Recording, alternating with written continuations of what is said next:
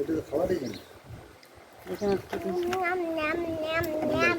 সিন্ধু এই সব আজ মানে শ্যাম্পু দেখো মা নিয়ে এলো এইসব জিনিস। হাই মিলন ডালি সিম্পল লাইফে সকলকে সুস্বাগতম। দেখো একটা ভোজনও বাড়ি। তো সকালে মা তেল আলতা নিতে যেয়ে ওই যে জামবাটিটা পেয়েছে একটা গোল মতো ভালো, আর ওই জিনিসগুলো। সন্ধেবেলা আমরা রেডি হয়ে যাচ্ছি ভোজ খেতে। মা বলছে আমি যাব না, শরীরটা ভালো নেই মায়ের। তো যমজ বাচ্চা ছেলে, ওদেরই অন্নপ্রাশন। তো বাবার বন্ধুর নাতি দুটোই, তো ওদের অন্নপ্রাশনেই যাচ্ছি। তারপর দিন ছিল আমাদের বিবাহবার্ষিকী, কিন্তু এবছর বিবাহবার্ষিকী খুব খারাপভাবে কাটলো দিনটা। তো কী আর করা যাবে, পরের বছর যদি সময় সুযোগ হয় ভালোভাবে হবে। কারণটা তোমরা জানতেই পারবে কিছুক্ষণ পর। দেখো এটা ছিল 26শে বৈশাখ, আর 27শে বৈশাখ 11ই মে আমাদের বিবাহবার্ষিকী ছিল। এই যে দেখো ভুজনো বাড়িতে চলে এসেছি। তো আমরা খুব তাড়াতাড়ি চলে এসেছিলাম, বৃষ্টি পড়েছিল সেদিন খুব। তো তার জন্য তখন ওরা রেডি হয়ে বাচ্চাদেরকে স্টেজে বসায়নি, তো তার জন্য আমরা দেখতে পাইনি। দেখো আমি ক্যামেরা ধরেছিলাম। এটা হচ্ছে একটা পাড়ারই দিদি, মানে যা হয়। তো এই দেখো তোমাদের দাদা ভাই আর ছেলে আগে আগে যাচ্ছে। এই যে বাড়িতে ঢুকলো, স্টেজটা দেখতেই পেলে তোমরা। কিন্তু তখনও স্টেজে দেখো বসেনি, মানে ওরা রেডি হয়নি হয়তো, আসলে বৃষ্টির জন্য কেউ তাড়াতাড়ি তৈরি হতে পারেনি। তো এবার আমরা চলে যাব ফুচকা স্টলে। ওখান থেকে একটু দূর যদিও। ফুচকা স্টল, তন্দুরি চা স্টল ছিল, কোল্ড ড্রিঙ্কসের স্টল ছিল, মকটেল। তো সেই কারণে আমরা দেখতে পাইনি ভেতরে বাচ্চাগুলোকে বসানোটা। আর ভোজ খেয়ে আর পরে আসা হয়নি।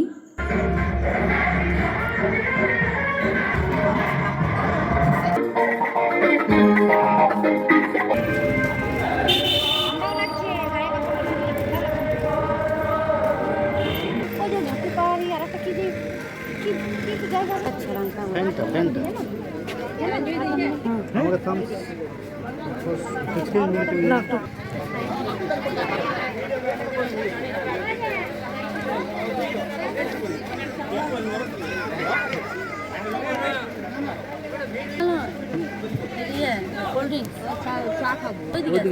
আচ্ছা ঠিক আছে, আমিও যাবো।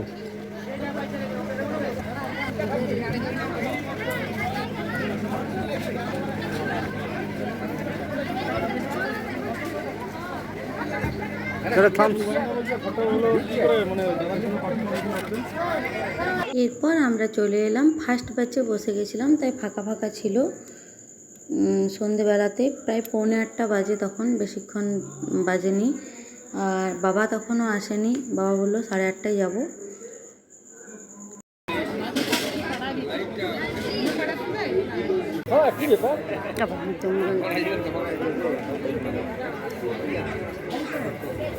এই তো পাপা চলে এসেছে। ওরে গরম জলে হাত ধোবার।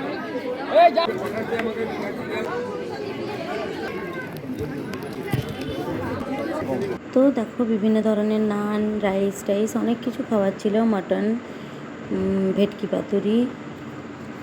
দেখো এটা ভেটকি মাছের পাতুরি। তো ছেলে তো একটু খেয়েই খেলো না, ও খেতেই পারে না। তো তোমাদের দাদাভাইকে আমি দিয়ে দিলাম, ও পাতুরি খেতে খুব ভালোবাসে। মাছটা খাও, এটা মাছের পাতুরি, এটা কাটা নাই, আমি খাবো না। এটা হচ্ছে 27শে বৈশাখ, আমাদের বিবাহবার্ষিকীর দিন। আমরা আছি হসপিটালে, সরবেরা হসপিটাল। দুপুর 3:30টার সময় বাবা দাঁত তোলাতে গেছিলো। বাবা মানে শ্বশুর মশাই সকালে একটা এমনি নর্মালি ডাক্তারের কাছে কোথায় দাঁত তোলাতে গিয়ে ব্যথা করছিল দাঁতে। তো সেখান থেকে এতটা পরিমাণ ব্লিডিং হয়, উনি ডাক্তারবাবু সেলাই করে দেননি। তো ওই অবস্থায় বাবা চলে এসছে। 3-4 ঘন্টা কন্টিনিউ ব্লিডিং হয়েছে, অনেকটাই ব্লিডিং হয়েছে। তার জন্য আমরা গাড়ি করে সরবেরিয়া হসপিটালে নিয়ে এসেছিলাম। কিন্তু সরবেরিয়া হাসপাতালে নিয়ে এলেও ডাক্তার ছিলেন না তখন, দাঁতের ডাক্তার। তো ওনারা যেরকম প্রাইমারি স্টেজে কাজ করতে হয় সেরকমই করেছেন। কিন্তু তাতে দাঁতে রক্ত পড়া মাড়ির থেকে কোনো মতেই বন্ধ হচ্ছিল না। আর এটা কন্টিনিউ পড়তে থাকলে বাবা রাত পর্যন্ত শরীর খুবই অসুস্থ হয়ে যেত। এতেই বয়স্ক মানুষ 3-4 ঘন্টা ব্লিডিং হয়েছে। তারপর আমরা ওখান থেকে নিয়ে চলে এলাম বাঁকুড়াতে সেই অবস্থায় মানে 4:30-5টা নাগাদ 2-3টে নার্সিংহোম খুঁজেও আমরা দাঁতের ডাক্তার পাইনি। তারপর সোজা গেলাম গোবিন্দনগর। তো সেখানেও দাঁতের ডাক্তার না পাওয়াতে এমার্জেন্সিতে নিয়ে গেছিলাম, সেখানে দাঁতের ডাক্তার পাইনি। তারপর ইএনটির ডাক্তার ছিল, তো ওনারা খুবই ভালোভাবে ট্রিটমেন্ট করেছে। আসলে বাবার ব্লিডিংটা হচ্ছিল অতিরিক্ত প্রেশারের জন্য, 185 হাই প্রেশার হয়ে গেছিলো। তো ওনারা প্রেশারের জন্য ইঞ্জেকশান পুশ করার পর বাবার ব্লিডিং বন্ধ হয়েছে। তারপর ওনারা বললেন যে দাঁতের কোনো একটা ডাক্তার দেখিয়ে নিতে কাল পর্যন্ত। তো আমরা অপেক্ষা না করেই আমার ভাই যেহেতু বাঁকুড়াতেই ছিল, কোনো একটা কাজে গেছিলো, ভাইকে ফোন করলাম। ও একটা এই যে ডাক্তারবাবু যেখানে চেম্বার দেখতে পাচ্ছ এই চাঁদমারিডাঙ্গায়, এই ডাক্তারবাবুর চেম্বারে ভাই নাম লিখিয়ে দিল। এমনকি আমরা ওখানেই গেলাম ডাক্তার দেখাতে। তো এই ডাক্তারবাবু ভীষণই ভালো। তো এই ডাক্তারবাবু আন্ডারেই আমরা সব কিছু দেখালাম। এমনকি বলল যে সেলাই করাবার দরকার নেই, ওষুধপত্র দিয়ে দিল। আর আমরা গেছিলাম আমি, তোমাদের দাদা ভাই আর ছেলেটা। ইঞ্জেকশন দিতে হবে, ইঞ্জেকশন দিয়ে দিয়েছেন। হ্যাঁ, এবারে এই যে ওষুধটা ট্যানেক্সাটা লিখে যেটা কিনেছেন, হ্যাঁ, না কিনিনি। কিনেন এটা, এটা একটা কিনুন, যে এটা একটা এখন আর দরকার নেই, কাল সকালে একটা দিয়ে দেবেন। না, বললো আজকে রাত্রে একটা খেতে। আর দরকার হবে না, পড়ছে না তো আর বেকার বেকার। যদি বাই চান্স এটা দিয়ে দিতে পারেন, এটা ক্ষতি কিছু আপনার হবে না, একটা খেলেও কোনো ক্ষতি কিছু না। ওটা দুবেলা করে দিতে হবে, সকালটা রাত্রেটা, অন্তত 2 দিন দিয়ে দেন।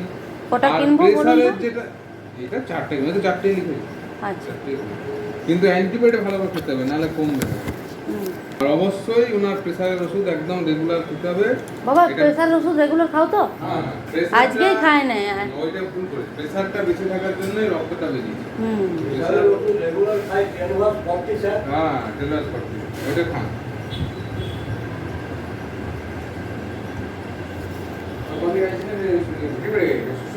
না না, শুশুনিয়া হয়। আপনার কোথায় বাড়ি? শুশুনিয়া বাড়ি, আচ্ছা।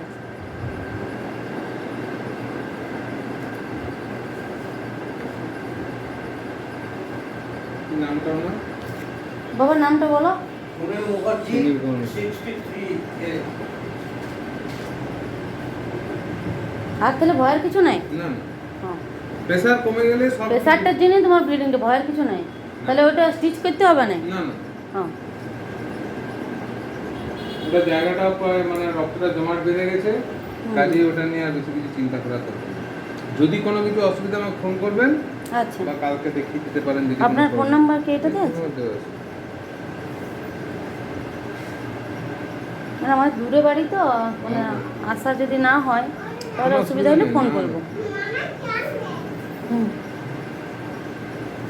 মামায় ফোন করব।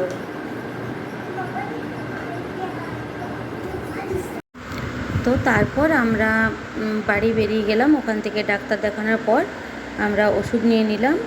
আর ভাই আসছিল বাইকে পিছনে। তো ভাইয়ের গাড়ি খারাপ হয়ে গেছিলো, মানে চেনটা নেমে গেছিলো আচুরির কাছে। তো আমরা দাঁড়াতে পারলাম না, আমাদের গাড়ি দাঁড়ালো না। কিন্তু তবুও ছাতনায় একটু দাঁড়িয়েছিল আমাদের গাড়ি চপ টপ নেওয়ার জন্য। তো তখন ভাই গাড়ি সারিয়ে এসছে, আমাদের সঙ্গ ধরে নিয়েছিল। তো এই কারণে আমরা সারা দিন ব্যস্ত ছিলাম বাবাকে নিয়ে।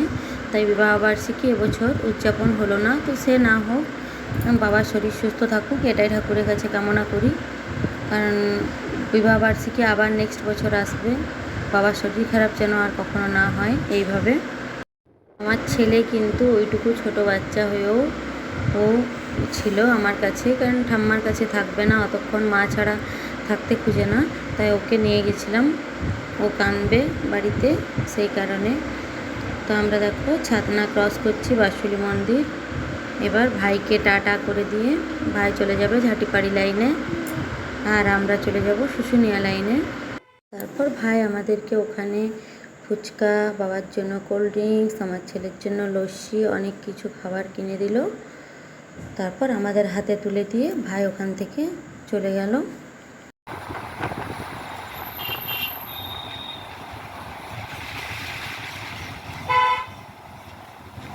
ভাই ওইদিকে ঝাটিপাড়ি যাওয়ার রাস্তা, এদিকে শুশুনিয়া রাস্তা। তো এবার বাড়ি যাচ্ছি। বাড়ি পৌঁছতে পৌঁছতে রাত 10টা বেজে গেছিলো। তো আমাদের যে সারাদিনটা কিভাবে ওই ছোটো বাচ্চাকে নিয়ে কেটেছে মানে ধারণার বাইরে। খুব কষ্ট হয়েছে সারাদিন। ও খালি বাড়ি যাব বলছিল। গোবিন্দনগরে অতক্ষণ, গোবিন্দনগরে আমাদের প্রায় 2 ঘন্টা কেটেছে সময়।